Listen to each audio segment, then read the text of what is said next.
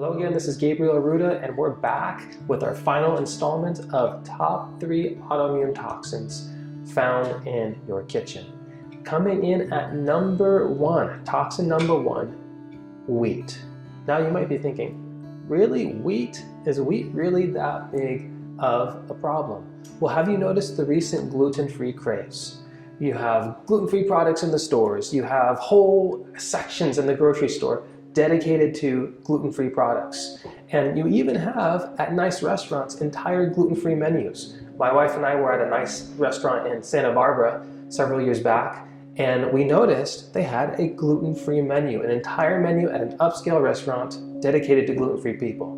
Really, what's going on? Are these people just being super picky, or is there really something going on with wheat that is hurting and affecting people? Now, you might be shocked at what I'm going to share in this presentation.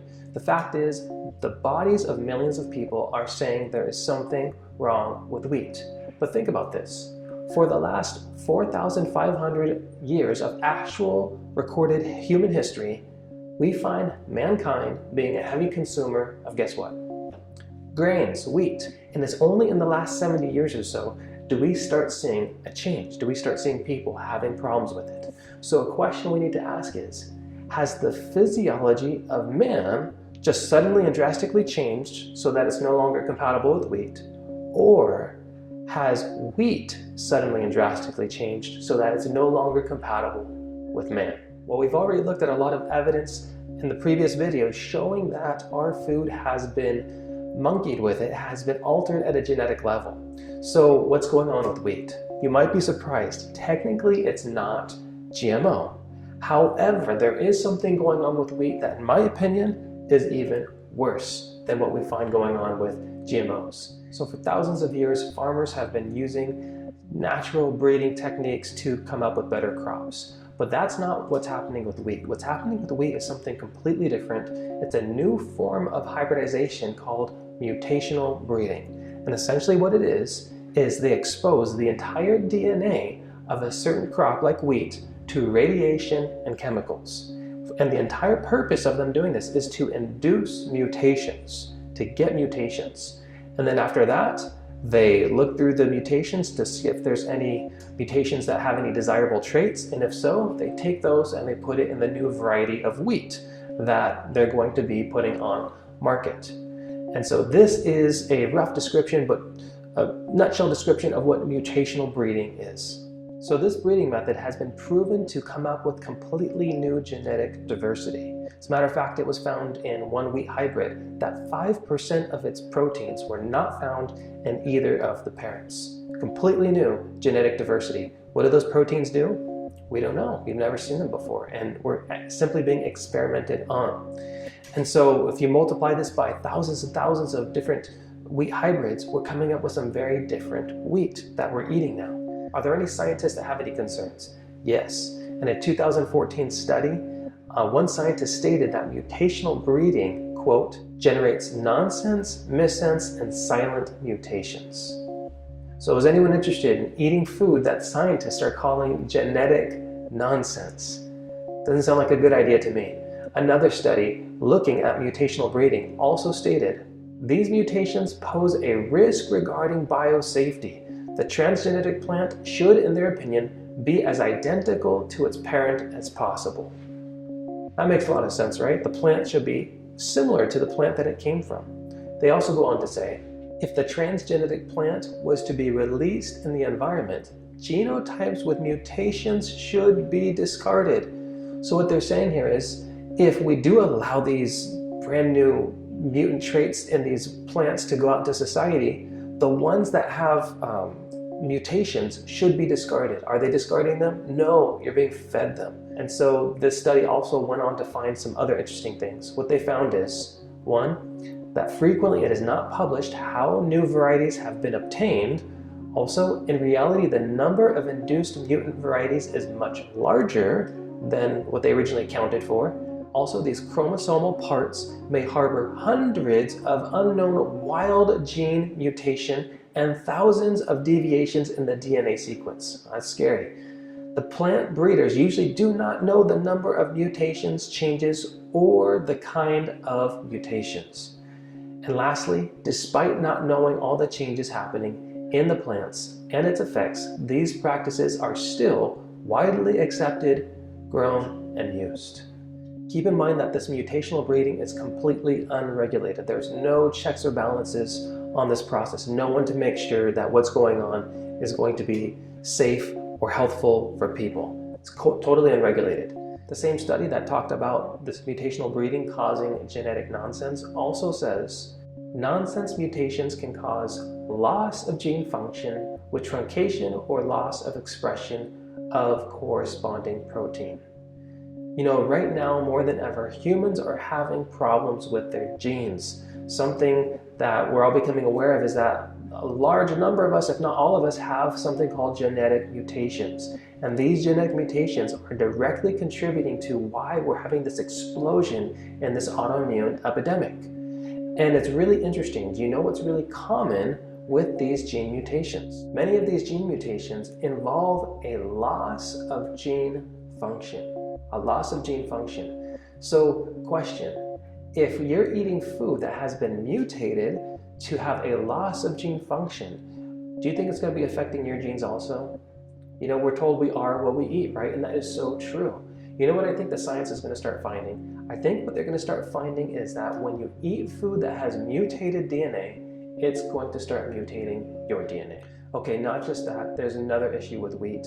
We also have to take into account Roundup and Glyphosate. If your bread is not organic, it is possible that it has been sprayed with Roundup and also the deadly chemical Glyphosate just before harvest. And this is a spraying technique that they call pre-harvesting.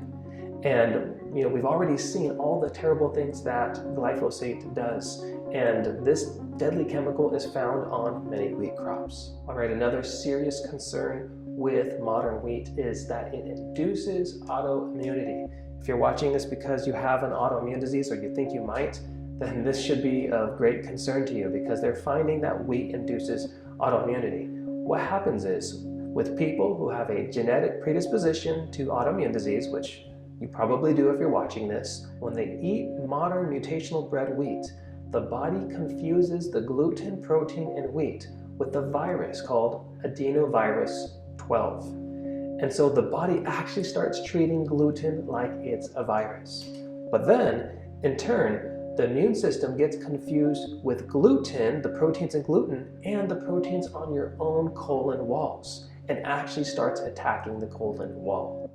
And so this is usually where we get celiac disease from. Celiac disease is a problem for millions of people. However, studies have shown that there is even a larger group outside of those who have celiacs who don't have full-blown celiac but are still getting damage in their small intestine when they eat gluten. So if you eat wheat and you get the following symptoms, if you get tiredness, if you get bloating, if you get brain fog, or if you get pain or cramping, then that is a very likely sign that you either have full-blown celiac or you're simply sensitive to gluten. Either way, when you ingest the wheat, damage is being done to the small intestine. Damage is being done to the colon. And this is a real big problem because this leads to a condition called leaky gut. Now, leaky gut is one of the most foundational problems underlying all autoimmune diseases.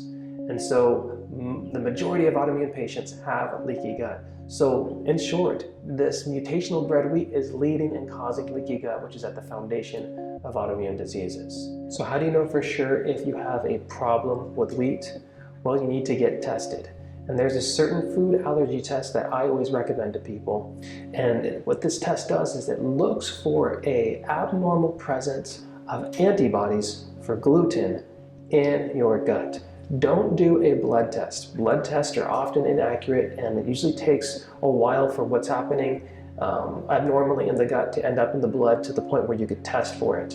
You want to test right in the colon, right where the first line of attack, right where the issue is actually taking place. And so in order to do this, you actually need a stool sample test. And there's one that I always recommend people to do.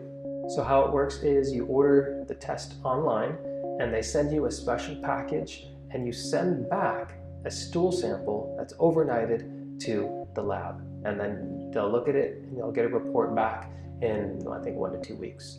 Every autoimmune person I know who has taken this test has had gluten show up at the top of this test. For me, personally, it was number 1 on the list of foods that my body was having an allergic response to. And what this test looks for, it looks for the abnormal range of antibodies.